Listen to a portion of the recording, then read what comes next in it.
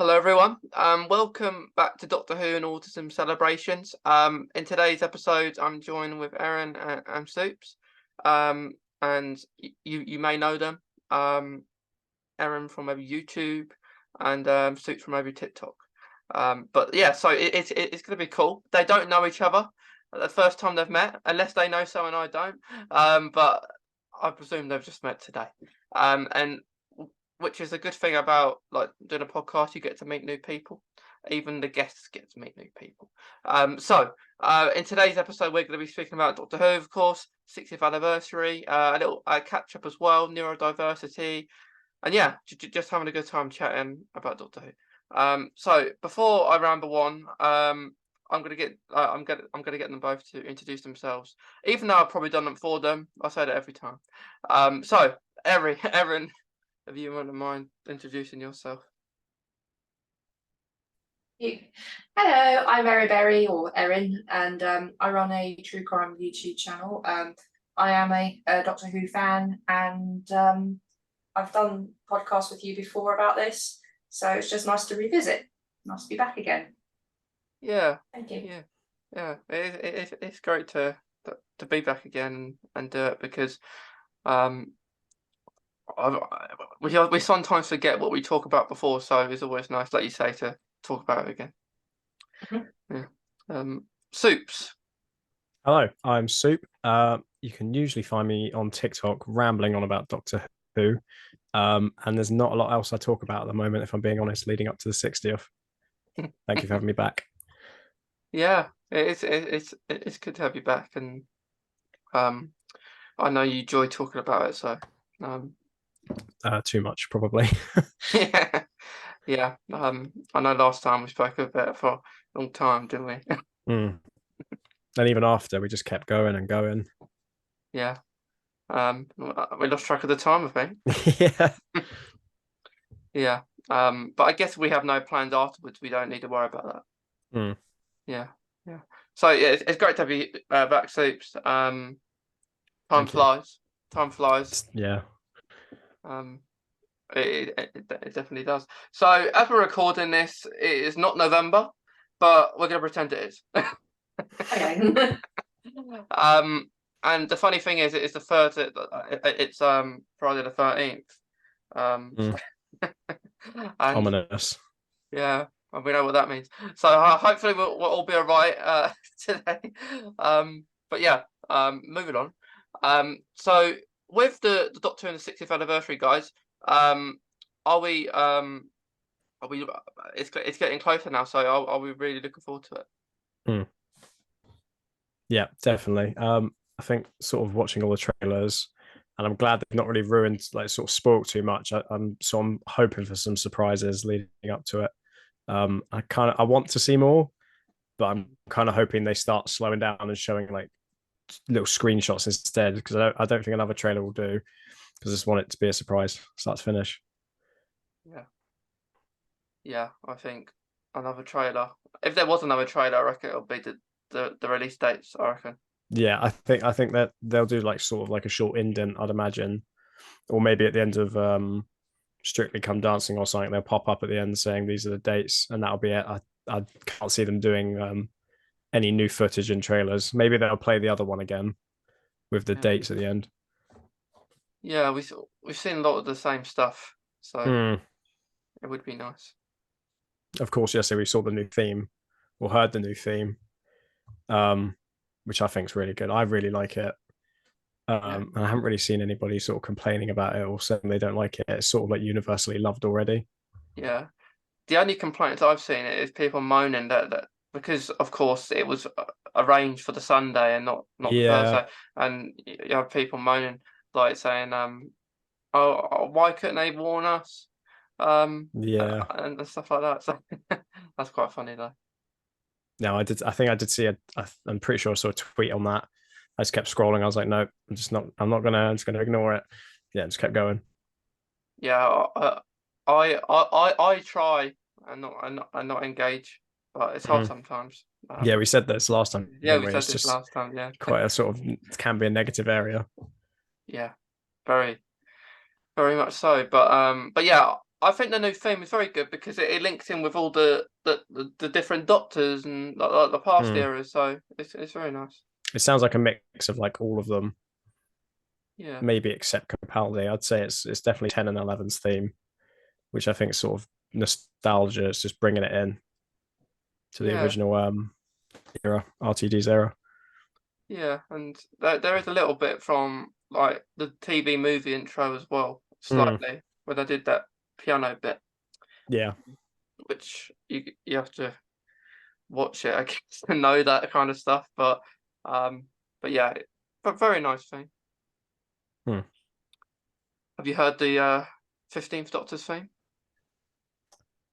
It's a bit cowboy, isn't it? It's like a western. I have heard a clip. I heard like a short snippet of it.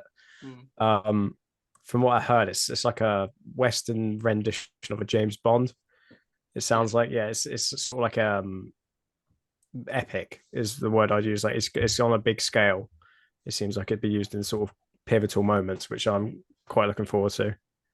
Yeah, it is.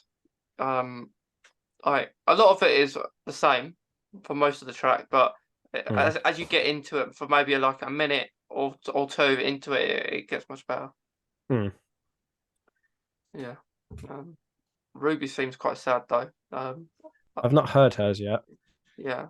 So I'm not sure. Is it quite like Rose's, where it's like just sort of slow and dramatic? Yeah, it's very slow. I don't know if you've heard what's staged. But there's a part with Michael Sheen and David Tennant when they're really bored and you have this slow, depressing music. It's like that. It's a very sad theme. So yeah. maybe, Oh no, I'll have to listen to that. Yeah, but I do like them. I like that we have the themes back. Yeah, me too. Actually, I didn't. Well, I've watched Jodie Whittaker's era, but I sort of did tune out a little bit, just because life happens and you sort of don't have as much time to. I spent more time rewatching David Tennant than I did watching Jodie Whittaker. But I remember her music being sort of quite ambient instead of it's not like actual themes. It was just more as like a background music, if that makes sense, just accompanying everything else. Couldn't hear it really. Yeah. It was like doors creaking and leaves blowing, and that was the music. Yeah, I weren't happy about that when there wasn't any. Because I think it would have been better. I said this in a past episode the other day when we were talking about like the music in Doctor Who, how it was very impactful to its audience.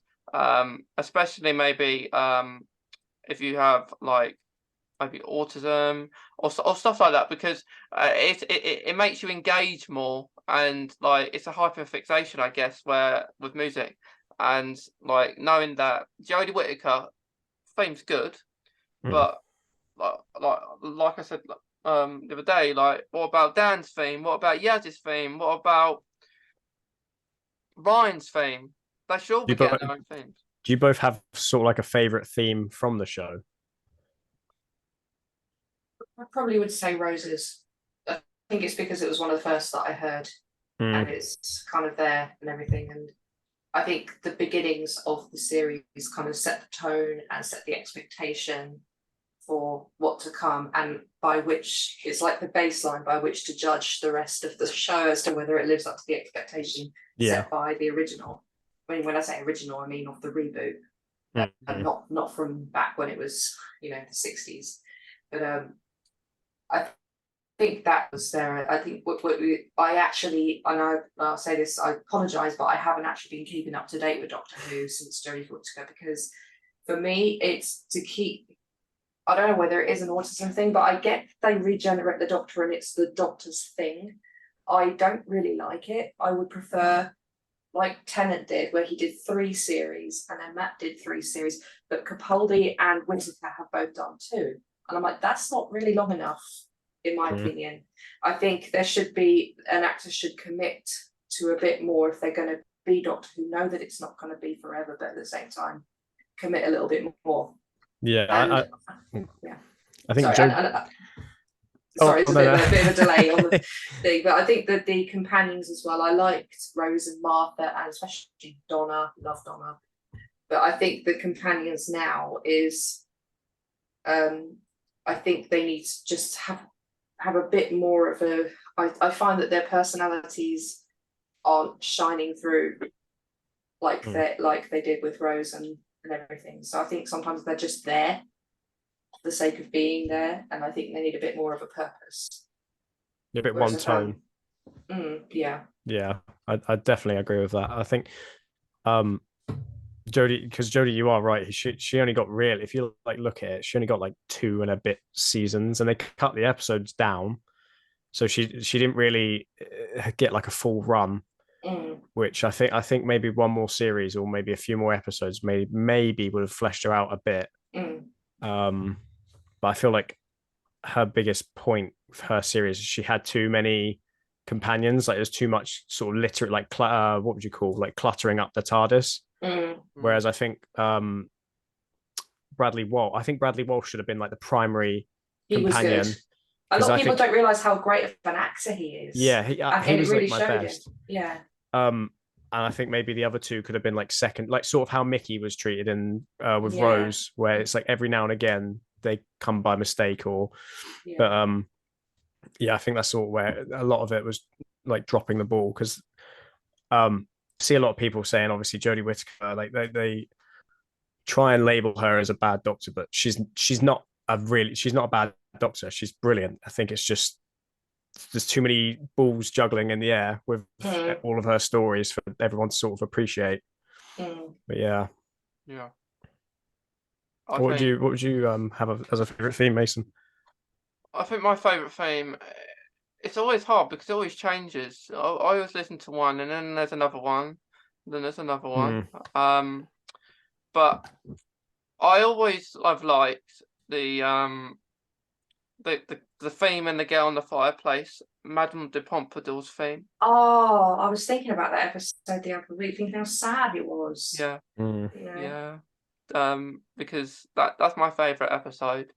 And I love that theme. So I don't know, I just like sad themes.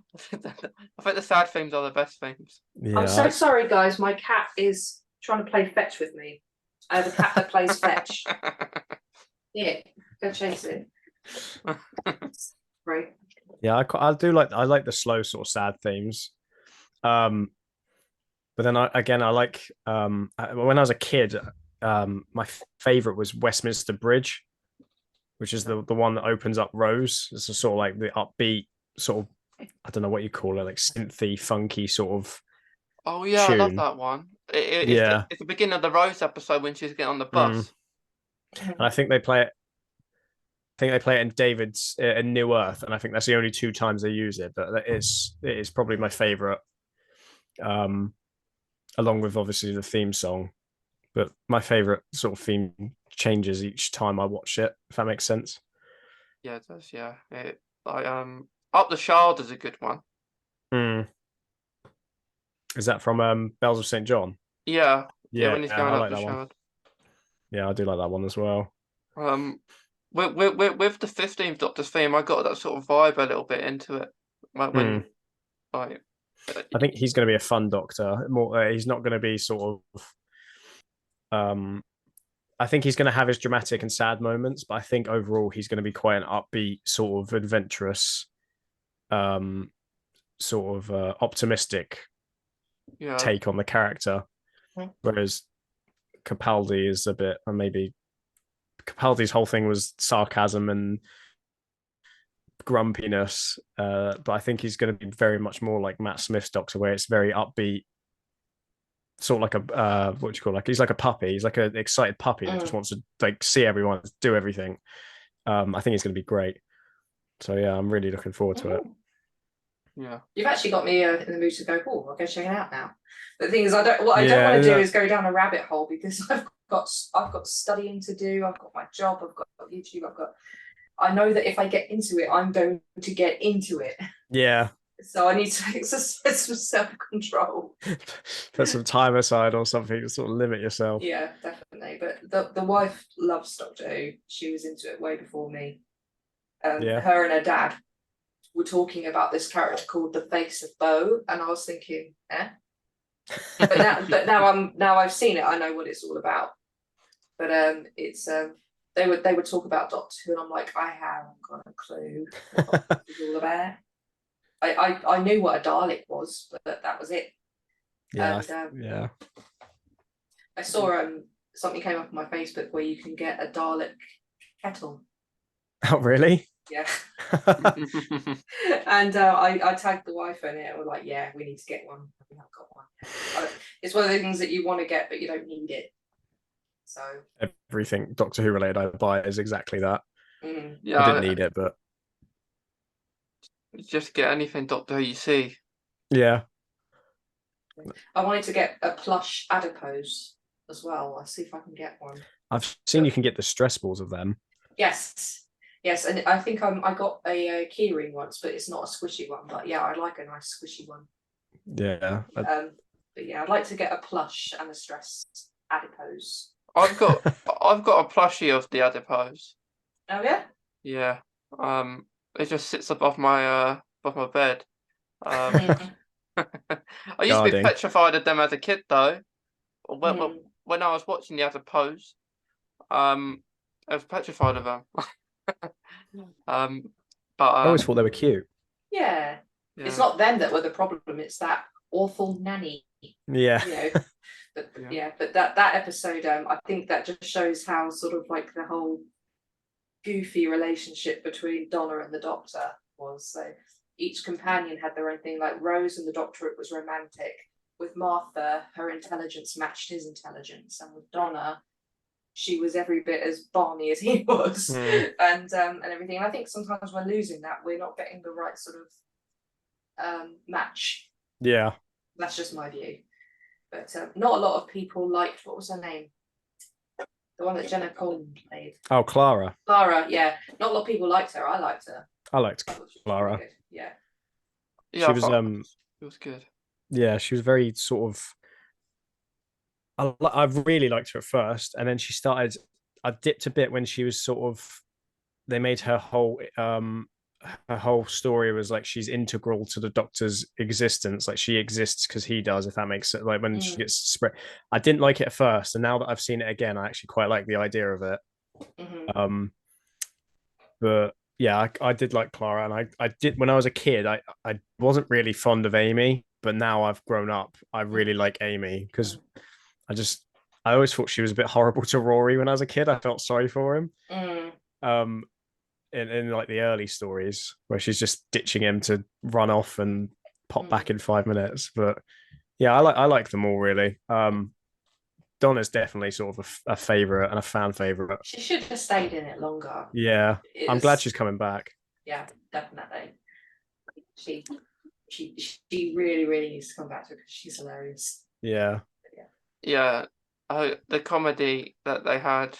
But the thing is, the easier thing is that the Doctor could have just wiped Donna's memory from the last however long, like she was doing those memories for. She didn't have to wipe everything. He didn't have to wipe everything. He could have just done that. But I guess that was a way to finish her storyline back then, which wasn't properly finished. But I guess just to move on because they knew the new Doctor was going to come in. Yeah. But wasn't it the case if they he erased everything because otherwise it would have made her head explode or something?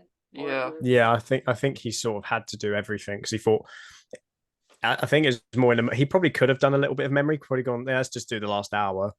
But I think he probably overthought and thought, I really don't want her to die, so I'm just going to wipe everything and that'll save her life. So it's more a sort of like a sacrifice on his part because she's losing something, but she won't remember she's lost it. Whereas he sort of does lose everything. Yeah. Yeah, it was sad. It was almost like she was dying when that happened.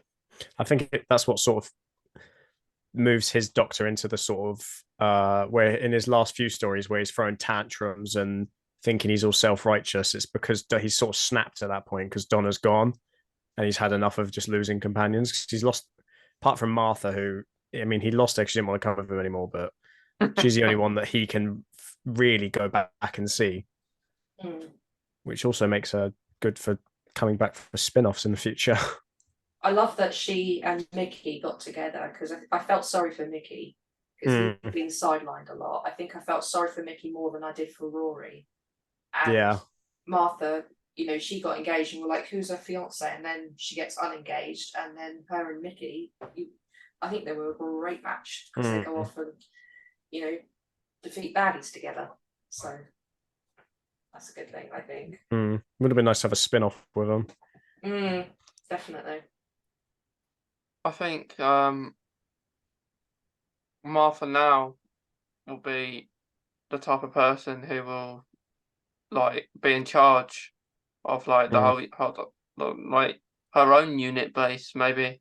Yeah. Because if she isn't within unit, I don't think she would want to be an understudy to Kate or someone. She would be, after all this, she should be the one in charge of everyone. She reminds me of Sarah Connor from Terminator.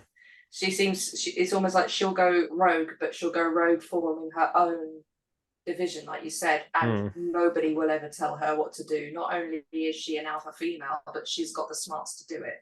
So only her and Mickey would be the ones in charge, no exceptions. Yeah, she's really headstrong. So I reckon that's probably what she's up to. Yeah, I think I think she is probably I think Martha is my favorite companion, I'd say, because I like the idea of a companion being like the audience's way into the show. So Rose is like, she's quite, I wouldn't say she's not intelligent because she is, but she's like your average person. But Martha's obviously, her intelligence matches, like you said, matches the Doctor's, so it gives them a bit of not also almost friendly rivalry if they were to meet again. That's true. Yeah, I mean, Rose wasn't very smart, really. But the thing that annoys me in one of Martha's episodes was when it was a Shakespeare Code, when they were sitting on the bed and the Doctor's like, Rose would know what to do, and then Martha's there, and then I'm thinking, hang on a minute, Rose won't know what to do. Martha probably will. Yeah, I think sorry. No, I was just thinking Rose's way of solving most things was just brute force, wasn't it? Sort of swinging around on chains in Rose, or like ripping open the TARDIS in Eccleston's finale. She just, everything was about hitting something until it worked. That's true. Whereas Martha, she sort of, it's almost like she knew her way around all the mechanics of how things work, so she wouldn't have had to have hit it. She would have been able to re-engineer it. Yeah. So, and it was really, really tragic because she sort of fell for the Doctor. He's like, my heart belonged to someone else. Sorry. And it's quite. I mean, we've all been in that position, I think, where we've wanted someone who we can't have, and then we have to move on. But yeah. But then I really do miss Donna. Yeah. I'm worried about what's going to happen to her again, though. I really hope she's safe after these specials. Otherwise, I'm not going to be the only one who's probably going to be writing into the BBC with or running at them with pitchforks and torches. Just hope she's all right. Doesn't look that way from saying what Russell's saying. Yeah, what he's saying all the time. Like it was only today the BBC Doctor Who put a post on, and I think they said, yeah, we hope Donna's going to be all right, and then he puts in the comments, no, she's not. Terrible things. I think it's going to be a sort of a red herring. He's going to say that to play everyone's expectations, and I'm hoping he gives her a really nice ending, and she gets to remember the Doctor in the end. I hope that he finds a way of letting her remember. Or is it more literal? She's not going to be all right. She's going to be half left. Yeah. Because if you remember in one of her stories, it was, what was it about, turning right or turning left? Turn left. Yes. So I'm wondering if that's might be a play on words, or maybe I'm taking it a little bit too far. I don't know. You never know. Russell's quite clever with stuff like that. He'd weave in plot holes and stuff from years ago if it meant that he could tell a good story. So it's gonna be interesting to see what happens to Donna, because even how she remembers everything, in the first place. Yeah. Yeah, I'm looking forward to how that's going to play out. We've got what 6 weeks now until we're potentially watching Doctor Who again. So probably less than that. I'm not. They still haven't said any times, but I think Russell confirmed that it's not going to be on the Thursday. So Yeah. I'm thinking it's going to maybe start on the Saturday. Because I think if it started on a Saturday, you'd have what, the 25th, the 2nd of December, and the 9th, maybe. I think those are the 3 Saturdays. And you've only got like what, 2 weeks, and it's Christmas. You've got a new episode again, so I think that would be the good way of doing it, because then it's fresh in people's minds. And if they really like those 3 specials, everyone's going to tune in at Christmas and watch the new Doctor. Yeah. Here's a sign, a good though. On the next Doctor Who magazine, on the 9th of November, I think. I saw that it's in a big package. You know, like the one that you got for the Power of the Doctor, that you had a poster in it. This is what the next one's on. So either, which I don't want this to happen, but I don't mind. I'd rather Doctor Who be at the end of November rather than at the beginning, because I think that what will happen is you have one on the 11th, and then I don't know why there might just be 3 Saturdays in a row. They might do it like that, but Yeah. they are saying that. But there are 3 important dates: 1st to 17th, and the 23rd. So something is going to be happening on the 23rd, just not Doctor Who. So I don't know what they're doing. I've got some theories. I think they might re-show Rose, or like an RTD episode. They might show the original from '63, or they're going to do like a documentary style thing. And I think the documentary is more likely to happen. They'll just have like interviews and stuff like that about the show's history and get all sorts of people in. I think that's more likely and probably easier to do. But yeah, no Who on. I mean, it's a Thursday, so it would make sense because it's Thursdays. I don't know what, loads of things come out. We've got what's everyone watching at the moment? Big Brother. I think everyone's watching that. I don't, but you've got so many different shows. So I think the Saturday night slots definitely for Doctor Who. Yeah, they haven't been Saturdays for years, have they? Since Jodie, it used to be. It's Sunday, and I don't know. Sunday's a bit. I always like Saturday. I like Saturdays anyway. I don't know why. And it used to be like a staple. You'd sit down on a Saturday evening with your dinner or something like that, and you'd watch Doctor Who, or after your dinner. And that used to be sort of routine for me. And I like. And then when they changed it to Sunday, it sort of threw me out. I didn't like it because I've been used to Saturdays for what, 12, 13 years at that point. And then they're like, oh no, it's Sunday now. Change all your plans. Yeah, everything changed. Like, even there was no Christmas episodes. There was always New Year's. Yeah, I didn't like that either. I don't really watch TV. I don't watch a lot of TV. Like, I don't see TV. I watch Netflix and Disney Plus and stuff like that. But Christmas Day is probably the only day where I sit down in front of the TV with my family, or with other people. Apart from that, I'm usually just sat in my room or watching it in the middle of the day. Yeah, New Year's Day. Yeah. The only time we'd watch it would be if it was a 2-part, perhaps. So you got the first part on Christmas Day, and then like the End of Time, with David Tennant, which made sense. So yeah, but with the air dates, I think I don't mind what it would be on, but I think the 17th is Children in Need. So maybe they've got some sort of mini episode where like a pre-credits or whatever, like they did with the Christmas Invasion. Yeah, like with when the Ninth Doctor regenerated into David Tennant, he had a good 5 minutes. So of him, the aftermath of that. So they might do that with David Tennant. So, and then it would continue on in the Star Beach. Yeah. So, or maybe someone else, because the first we already know, which unless they have something else on the first, because they've announced 800 episodes are going to BBC iPlayer. So that's on the 1st of November. That's so. going to take a while to catch up on. That's something definitely to. I'm going to put everything I was planning on doing with my life. I'm going to put it on hold, and I'm going to sit and watch 800 episodes of Doctor Who back to back. I think it's probably possible to do it in a month, but that's with no sleep, no eating, no drink. I'll just be sort of like a shell of a person by the end of it. But I would have Your eyes watched will everything. be perfectly square by the end of it. Yeah. That would be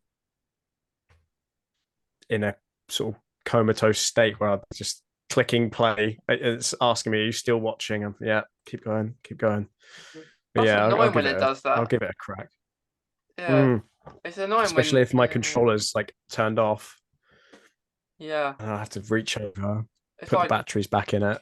on my telly. If I'm on it and I haven't touched it, it will say telly will automatically turn off in 1 minute. If you don't press your button, it's turning off, and it's so annoying when that happens because, I mean, we don't touch our controls when we're watching a film. So it's always when that message comes up, you panic and you're like, "Oh, where have I actually put the controller?" If you've lost it, then you're buggered. Underneath everything. Yes, underneath the whole lot. But my ideal dates originally for the releases of them was going to be the Saturday the 18th, Thursday the 23rd, and then you've got, I think, the 25th. They were my ideal dates would have been them, all just going into December. I quite like the idea of the December. I'd say, but do a trailer. See, if they did one more trailer, I'd want it on Doctor Who's anniversary, maybe after the documentary. Get people to watch it. 25th, 2nd, and 9th. I think that's the dates. I can't remember if November's got 30 or November's got 30 days, hasn't it? So yeah, it should be that, but who knows? If they're doing a mini episode on the 17th, then Doctor Who is not going to be before then. So it's all dependent, because they probably will do a mini episode on the 17th, because what else are they going to do? Maybe a little sketch of all the doctors. So maybe if there's no other doctors in the episode other than David Tennant and Ncuti, they will have all the older doctors back for this little sketch or something, like they did, they've done before. So who knows? Sorry, my cat's just on the bed. Yeah, she's you probably can see her. A little corner of fluff.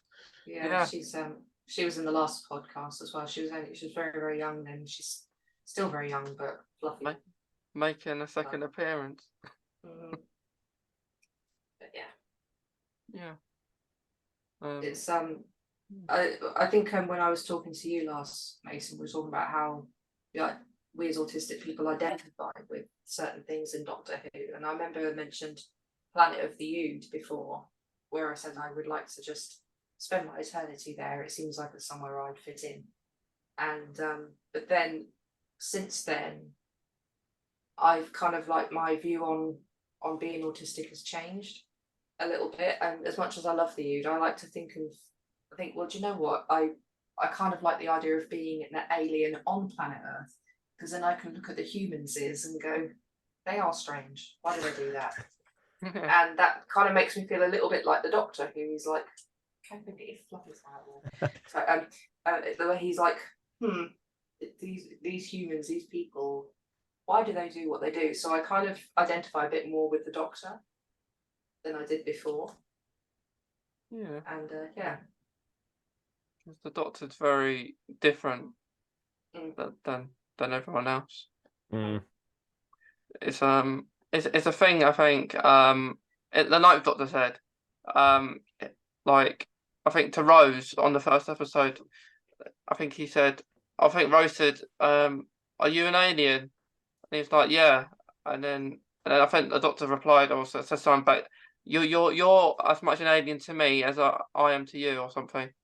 I think he calls us apes as well. He's like, you funny little people. He sort of comments on how we are and our lives, and says, "Go home and have your beans on toast." He finds us strange, just as much as we'd go, who is that weird man that's running around in that leather jacket or that long scarf in that blue box? Yeah. It's like that particular doctor don't do dinners. Mm, I guess it's socially awkward with families and didn't do like families. Yeah. why would, but to be honest, in that moment, why would he go there when the mother has slapped him? Yeah. You wouldn't. You No. like it wasn't very welcomed in the first place, and then the 10th Doctor comes along, and then Christmas dinner together in the end, which was He is very I'd say certainly the first four. I can't speak as much for Jodie because I haven't seen. Well, I can't. It's not I haven't seen them. I can't remember her episodes as much. But all four of the first revival Doctors, Eccleston's quite sort of standoffish and very set in this is what I'm doing. I'm not doing this, not doing that. Whereas Tennant's very outgoing. He's shaking everyone's hands. He's hugging everyone. And then you go to Matt Smith, who's he's sort of just scatterbrained all over the place, like an old man trapped in a young man's body. And then Capaldi's like, I don't like hugging, don't touch me, and he struggles with sort of social cues. So Clara gives him those cards that he can read when he doesn't know what to say to people. It's very like you look at these four different people, and even though they're the same man, it's I think that's what sort of fascinates me about the show is they can be anyone with any problem or any accomplishment. They can have everything. What sort of like gets me a little bit though is that the like Clara giving him the cards and stuff, that's a lot more than what your average person will do for someone who has problems. They normally would just go, I ain't bothering with you. You know, I think people in this show and a lot of other shows are much nicer than people are in real life. Yeah. But I think that's in some ways that's a good thing because it's showing people be nice to people who are a bit different. Don't dismiss them. But then sometimes it kind of gives those that are on the outside hope that other people are going to be like that and disappointed when they're not like that.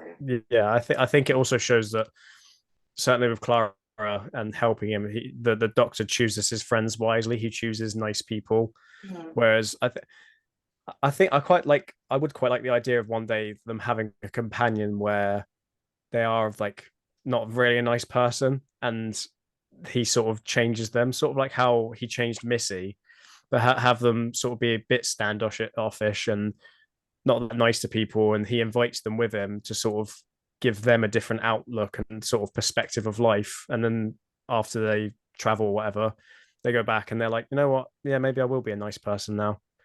A little bit like Scrooge from exactly. Yeah, sort of like that. Exactly like that. Or like Cusco from Emperor's New Groove. Yeah. So yeah, take a leaflet out of theirs and sort of just go on an adventure and then they come back a changed person. Yeah. Like it's like with the hugging thing, they expect like in general people expect people to like hugs and like stuff like that. But like the Doctor at the time doesn't. Like the Doctor has changed, changed personality, changed face. Unlike maybe the 11th Doctor loved it, loved the hugging that, but the 12th Doctor didn't. And I guess maybe on his part, he maybe have felt pressured by Clara at that time because Clara said you don't get a vote. So maybe he thought, maybe hang on a minute, if I don't hug Clara, she might not travel with me anymore. Or if I don't listen to her, she'll just go because she nearly did. So yeah, maybe that's what he was thinking of at that time. Or like the 11th Doctor where when Amy tries like kissing him and he's all sort of no, don't like this, and he's sort of trying to back away from her. But if that was his previous body, if that was David Tennant snogs everyone. I think he kissed he kissed every companion. He don't do anything, does he? Don't stop Madame de Pompadour but yeah, it is nice seeing a difference in character, but the same person. Yeah, but the funny thing was when the 11th Doctor transferred into the 12th, and first episode, the 12th Doctor's like, I'm not your boyfriend. I'm not your boyfriend. And I found that funny because she doesn't know what to say because she knew she liked the doctor before, Yeah. but now the doctor now is old enough to be her dad, so she can't. And then she's like really took back, sort of thinking, I do fancy you, but I don't now. Yeah. So that was funny. It's funny when I have those moments. Mm. But yeah, it just shows how different they are and what things they're more comfortable with and how they're scared they are, because they're always scared that they're going to be on their own. Yeah. I think something about Doctor Who that really works as well is it's very sort of where the character's a complete alien. Some people may not see it like this, but I think it's very inclusive because he's so different and he's alien. A lot it brings more people together because then they can see parts of maybe themselves in him or his companions. Whereas if it's like, I don't know, Sherlock, for example, he's very set in his ways. He's character's already established, so either you like him or you don't. Whereas you might not like David Tennant's Doctor, but you might like Matt Smith for different reasons. I think that's sort of what is very clever and very good about the show. Is it fans could come and go, and it brings everyone in. Changing the not just the appearance, but the personality of the Doctor each time, and then changing the companions. I mean, it in some ways it doesn't sit right with certain people. Like, I don't like change, but at the same time, the change is good. Otherwise, it will get boring. It's just the same old otherwise. Or always having the Doctor as one set character and having all the companions having to somehow get some sort of chemistry, some sort of way with that one person, rather than both changing. But it would be difficult, I think, for an actor as well to try and emulate a personality of the last few, however, if they were the same character. So it's a good thing to how to let an actor do what the actor does too, their own mannerisms and stuff.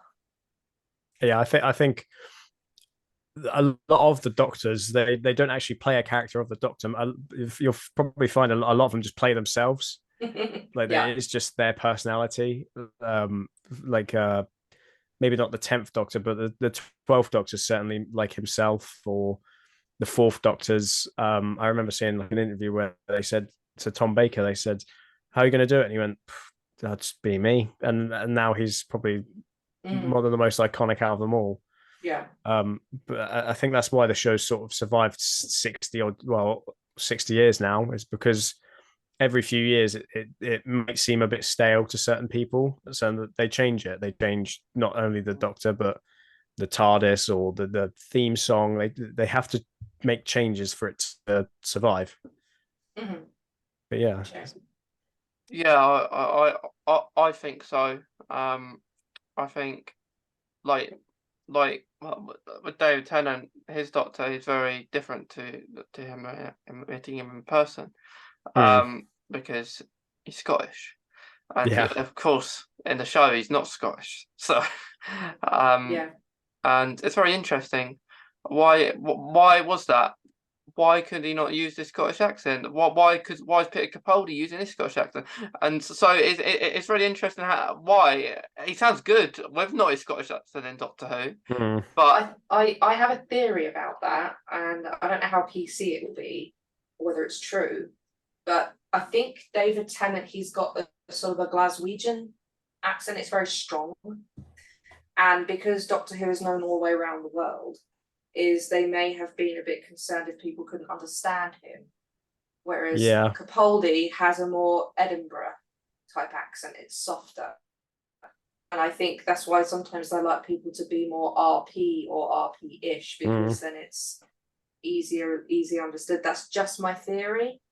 But I've heard David Tennant speak, and he's got a very, very thick accent. I mean, I can understand him, but whether or not people are used to a strong Scottish accent and will be able to understand the same. You have to understand what the Doctor is saying, but that's just my theory. I don't know whether that's true or not. But I agree, Mason. I think it would be good if he'd been able to keep his Scottish accent, but just, I don't know, spoke slower or something. I think what would have made the 14th Doctor different to a 10th is maybe if the 14th Doctor did have that accent. So it was still David Tennant, but he says a thing about his voice. He's like, well, I know the teeth, but this voice is different. I think that would have been quite good. I think another thing, I believe that it was cut from the Christmas Invasion where David Tennant's accent came from Rose as well, when he changed his body, sort of where he'd kissed her and had like basically her DNA on him. When he changed bodies, there was apparently a cut line where he got his new voice from her, which is more sort of an Englisher. Englisher, is that a word? More RP, and Yeah. But I definitely agree that the Americans might. But I don't want to sort of put them all in one basket or boat. Yeah. But I think they would have had a harder time understanding his thicker accent than Capaldi's, definitely. Yeah, because you got to be careful with accents. I mean, I love accents. I think some accents are great, and I particularly love the Glaswegian accent. But I think they're probably so like we need people to be able to understand this perfectly and everything that they're saying. And when you're speaking, and you're trying to tell the audience something important, like the Doctor would, you want to be able to hear everything they're saying. And people are more, because it's RP for a reason, received pronunciation, because it's so easy to understand. But at the same time, I don't like the idea of everybody thinking that everyone in England or even anywhere in the UK has an RP accent, because we don't. There's so many different accents. And I think it's a good thing to let things flourish. So I'm glad they did that for Capaldi. So maybe, like even for Whittaker, she's got a northern accent. And they had it for Eccleston, he had a northern accent, but it's not as strong as Scottish. But I like the idea of stronger accents. Because they're trying to diversify, aren't they, with the people? But it'd be nice to diversify with accents and vernacular and slang, that kind of thing, and be a bit more diverse. And that's where I'd like to see it go. Don't hold back. I think Ncuti Gatwa's 15th Doctor has a Scottish accent. I'm pretty sure, but I think it is like Capaldi's, where it's a bit softer, and the accent's there, but you can hear sort of twangs of English in it as well. But I definitely think, because obviously Tom Baker's from Liverpool, and you expect him to have sort of a Scouse accent, but I think he went to a speech school, or went to a speech therapist or something like that. And he learned how to speak in sort of an RP tone, like a southerner tone. But I think one day if we get a proper Scouse Doctor, I think it'll be funny. That will be funny, especially with people outside this country just trying to understand if it's a really really thick Scouse accent. I think it'd be awful for the show, but I think it'd be funny for those of us in this country who can understand it still. Because the Scouse accent is so regional and so distinctive, like the Merseyside, a bit like Paul O'Grady and that. But then what I'd love to also see is maybe a West Country accent. Yeah. Because you've got the Welsh, haven't you? Because you've already had people in Torchwood. But I love the Welsh country. The West Country accent is also very regional, very specific, and it's got the rhotic R, which the rest of Britain doesn't have, and it's because that's where the American accent came from. So it'll be quite funny to see that. But I think the West Country accent is one of the most charming accents ever. But it'd be nice if they could explore it all. But yeah, we've had but yeah, but why does the Doctor have to have an accent from the British Isles? Can't we have an American accent Doctor? Or I wouldn't say no to an American Italian accent would be brilliant. Yeah. I think an American accent would just I don't know. There's something about the English accent that when you're hearing it like riff off stuff about science, sci-fi, and it sounds more charming, I'd say. Yeah. But maybe we've had an American master. I wouldn't mind sort of. I always think that it's a good idea that stuff they experiment on to go in the show, like making the Doctor the first female Doctor. They always seem to test it on the master first, obviously with Missy, and just seeing how people react to it. They're like, oh yeah, let's make the master a female now, or like let's make them American, like in the movie. And people didn't take to the American one, so when they brought it back again, they're like, yeah, maybe the American didn't work. Yeah, let's just go back.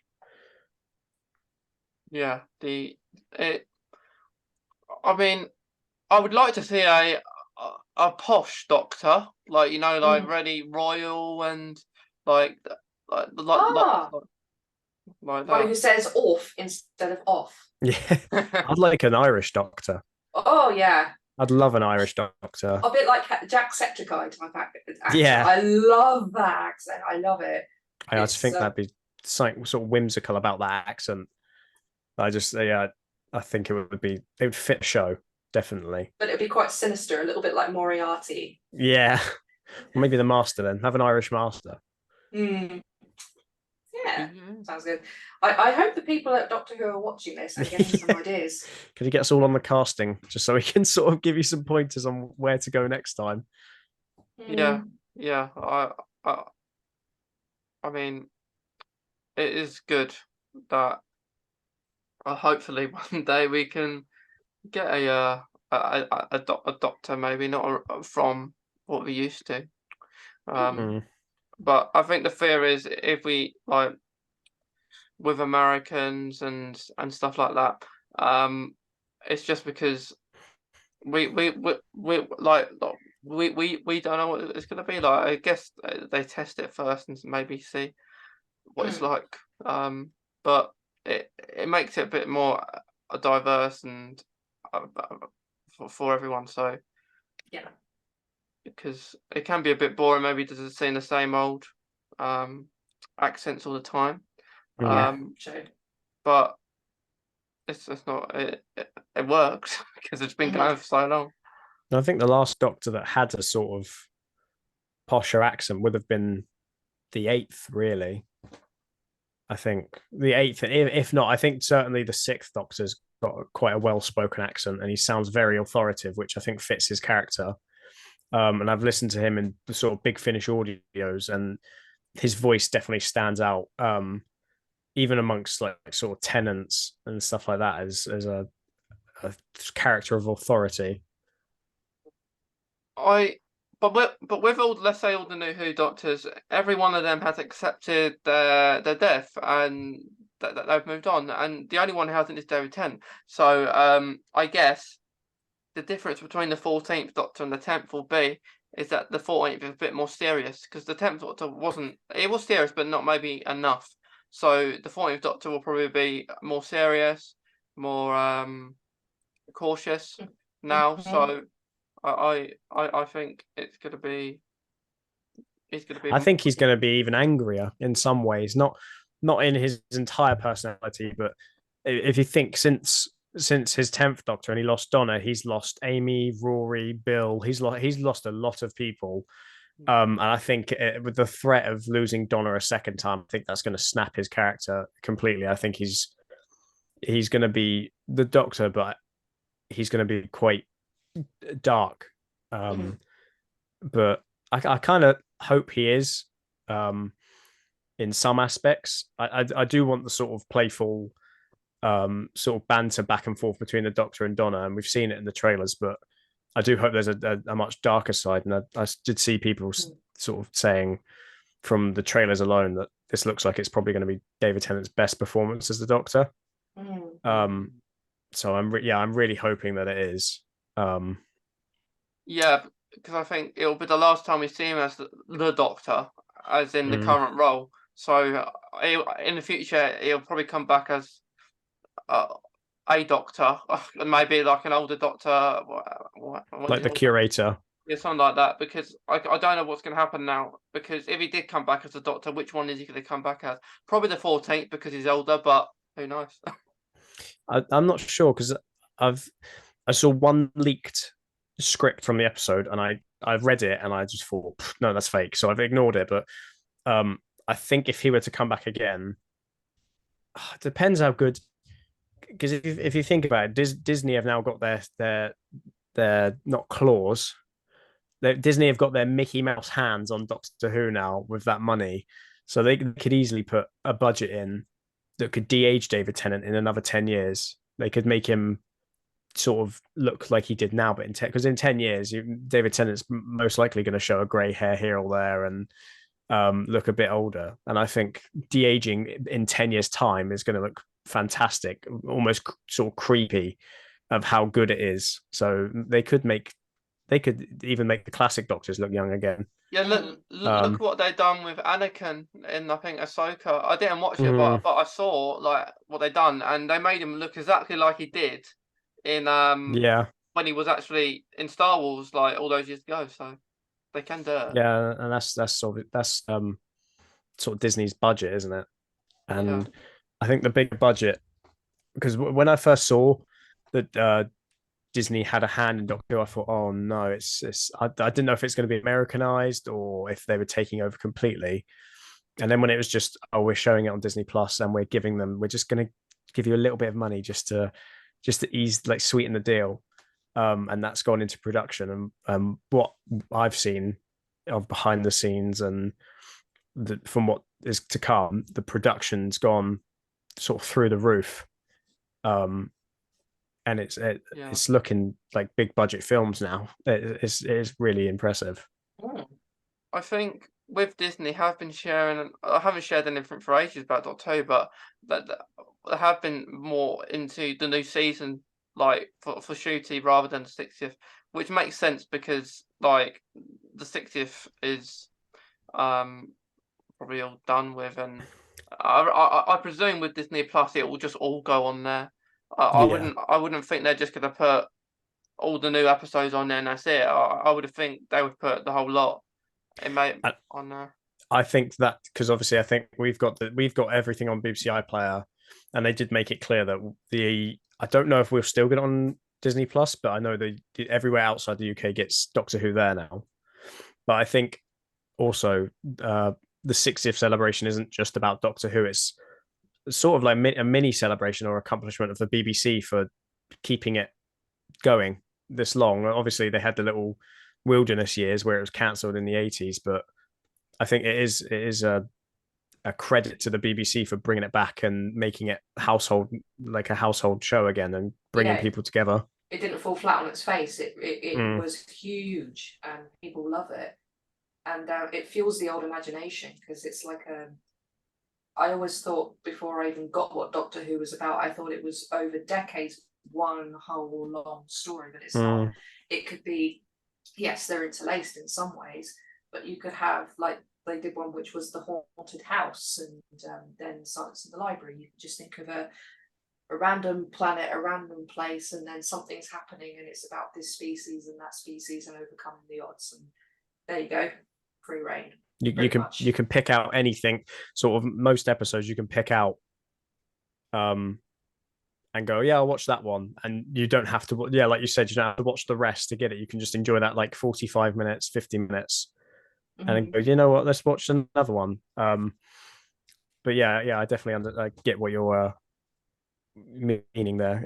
It is good in that aspect. It's brilliant, in fact. Yeah, it does look. Well, the whole 60th looks like a blockbuster movie, like so. It's gonna be cool. Like I think for the first time in ages, we all haven't been probably as excited as we are now. So, a good however long since, well, for me, however long since Matt Smith was the Doctor. But I did like parts of Peter Capaldi's run, but I think Doctor Who weren't as good. Peter Capaldi's first season wasn't good, but in my opinion, but it got better as it went on.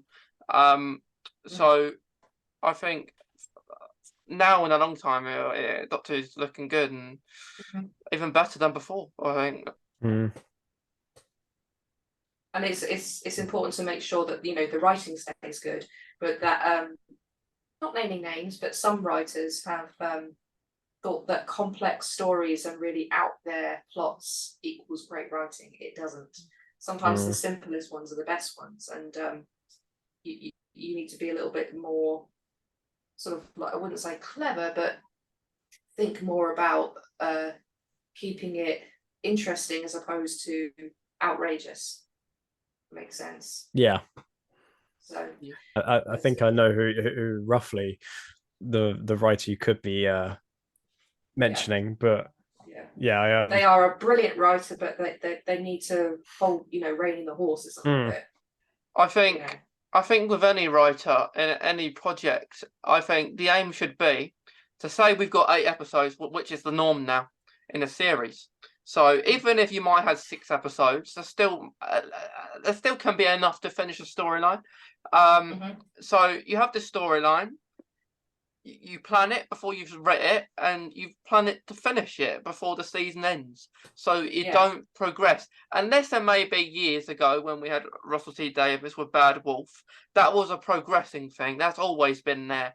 But if you have something else, like you want to finish it before the season's finished, not like in maybe recent years, there's been numerous of storylines where there hasn't been a finish. Like it's just almost like it can happen anytime now. So I'm always a believer that a storyline should be finished within the season or 2 at max, but not in Doctor Who.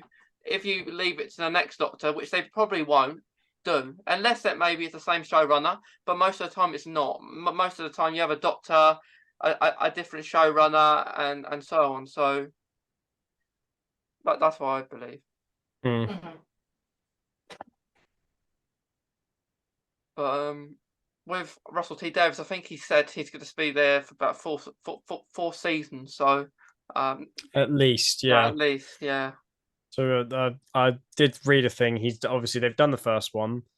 I think they're filming, or they're gonna start filming the second, which is quite scary how quickly they are moving already. We've not even got a trailer or a hint of anything to do with season 4 or series 14, and they're already making 15. Unless obviously there's a lot of people with their sort of fingers in the pie, so to speak, and they're all helping and writing scripts. But I did see a thing where he was saying for series 4, he was planning to do an episode which had no dialogue whatsoever. Everything was just done on music, which is going to be really interesting. How if that was a thing, how that would play out. Yeah, he said that. Yeah, he said he couldn't. There's no room to do that in series 3. So series 4. So what I'm curious about is because for the last since 2005, no Doctor in history, except from Tom Baker, I think, hasn't done more than 3 seasons. So what I think is, Shooty just going to do the 2, because or is he going to do the whole 4, or they're going to change Doctor after he's done 2? So or 3, maybe they swap over. Maybe 3, yeah. I'm not sure, because I'm not sure who. We've not even had him yet, and I'm already thinking about who the Doctor after him could be. So I think I'll wait until I've seen him. Because now he's so busy. If you think about it, Shooty Gatwa, Sex Education, Barbie, he's a Hollywood star already before he's even started. So a little bit different to maybe past Doctors, where they weren't maybe as high profile as Shooty Gatwa. Because Shooty Gatwa, we all knew. Well, most of us would have known him from Sex Education, before him as the Doctor. So with maybe people like David Tennant at the time, he wasn't as known. Let's say. No, he was sort of up and coming, and Matt Smith was sort of unknown. Yeah, he was unknown. Peter Capaldi was quite known, but not, so Shooty Gatwa was in a different element here. So he might not do as many seasons, but I would love him to do the whole 4, because I want someone to break that cycle where a Doctor stays for a long period of time and does more than 3 seasons. I definitely think that it's obviously, I know Russell has cast Shooty on his acting talent, and he's obviously smashed this audition to get the role. I think it's very clever as well that Russell has sort of found this upcoming star who's just starred in probably one of the biggest Netflix shows and has now been in the highest grossing film of the year. And everyone will now go, oh, before they see him as a Doctor, they'll go, oh, that's what's his face from Sex Education, or he's Barbie. So now they'll go, oh, we'll watch Doctor Who, and it's going to bring in so many new fans that want to see it for him. Which I think is just it is fantastic. It's very clever and fantastic that it's opening the door, and I think the show is going to reach a new popularity it's not seen in years. Yeah, so we've got high expectations, basically.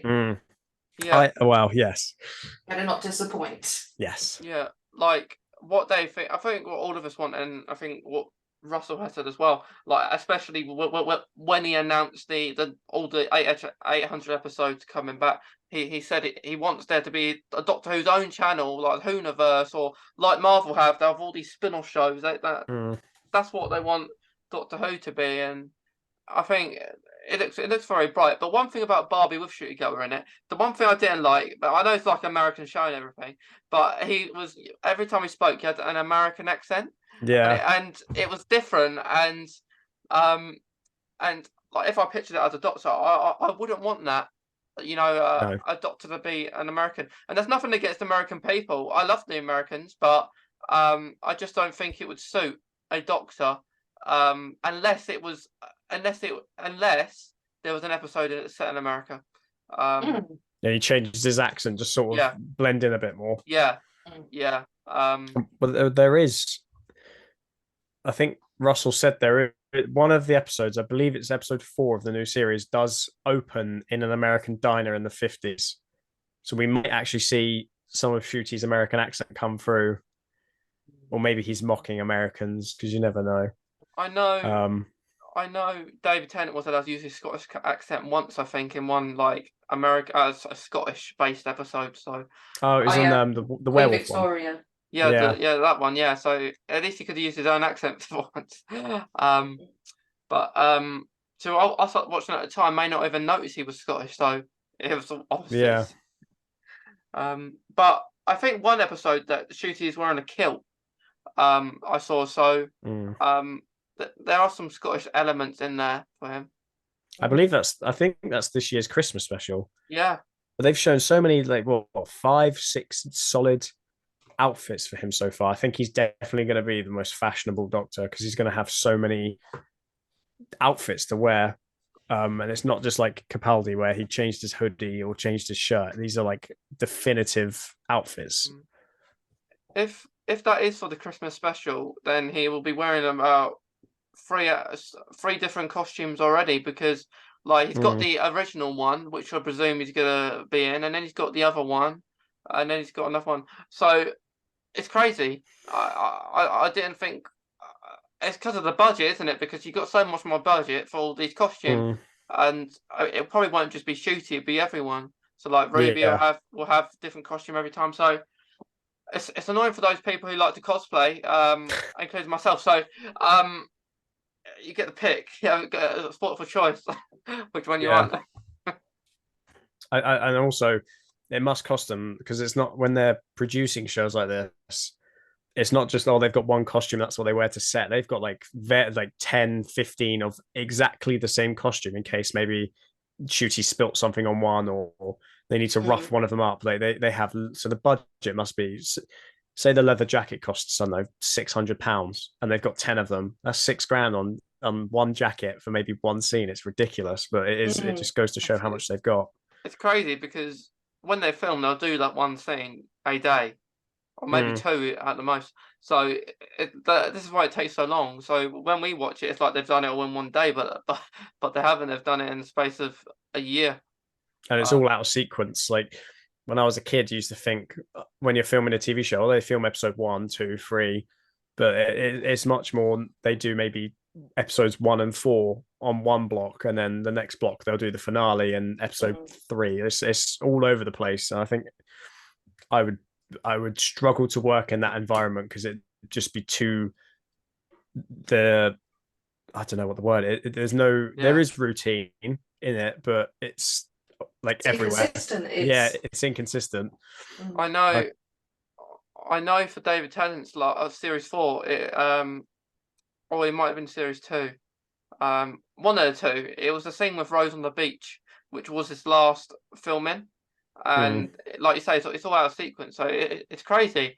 Like from an autistic point of view, I'd rather do it all in order. So I know that's 1, 2, 3. I don't want to start at 8 before I finish before I started. So but yeah, it's crazy how they do things. It must be very hard if you have a character that, I don't know, maybe the Doctor mellows out over the season, like Capaldi. If he was doing episodes 1 where he's a spiky, grumpy old man, and episode 8, 9 where he's starting to mellow out a bit. It must be difficult to try and get in that mindset of I'm not this version, I'm the later one. Which if it was in order, you'd go, okay, I've done episode 1, let's do episode 2 a little nicer and then move on. He's got to keep jumping around, which is more of a credit to his acting or any of their acting. It's great. It's great how they do, but I'm looking Doctor Who looks really good, like Mm-hmm. with the new season and 60th, which I Mhm. presume they're all just going to be one series, all going to be series 14, I guess. Yeah. Just put in like or I don't know if they have a section for 60th specials. I doubt it. So just be all in one. Or it might be 13. 1.0 or something. I don't know. Yeah. 13.2. Or like, or they could have like series 14A. You know, like they've done with Matt Smith.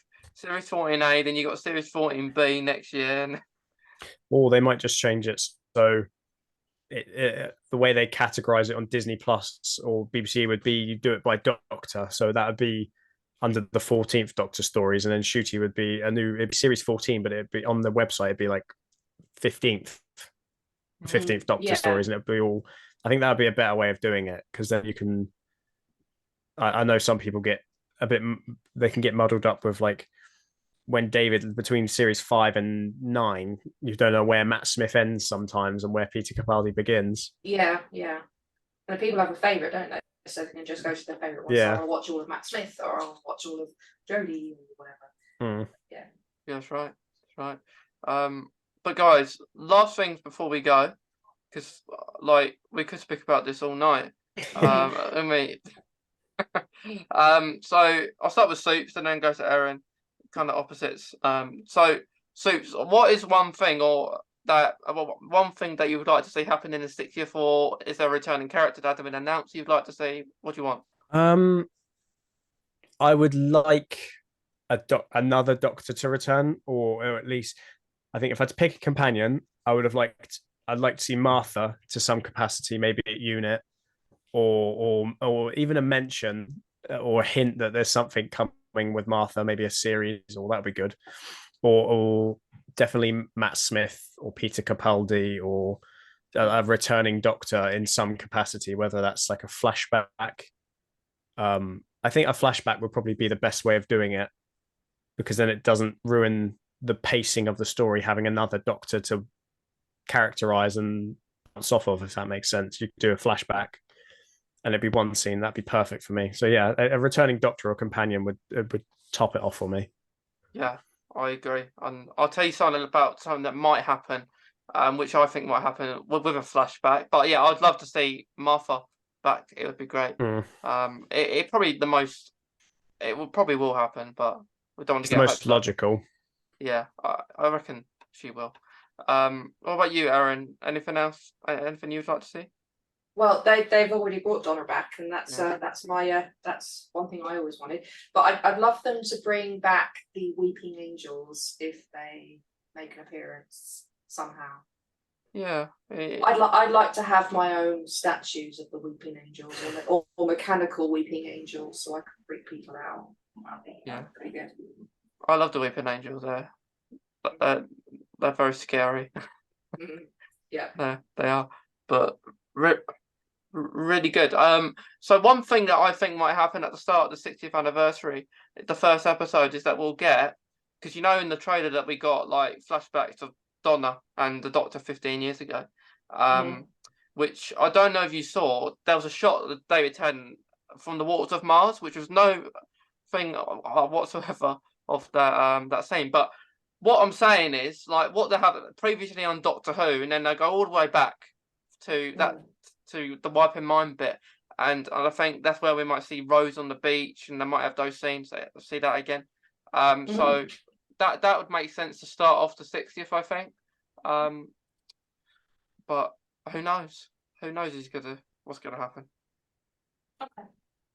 Yeah. Thank you very much for this. Thank you for. It's been good. Coming Thank you. on again. I'm glad you both enjoyed it. And think to anyone listening, watching, we hope you've enjoyed it as well.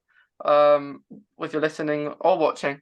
But see you in the next episode, and I hope everyone enjoys the 60th anniversary specials, and have a nice night, day, or morning.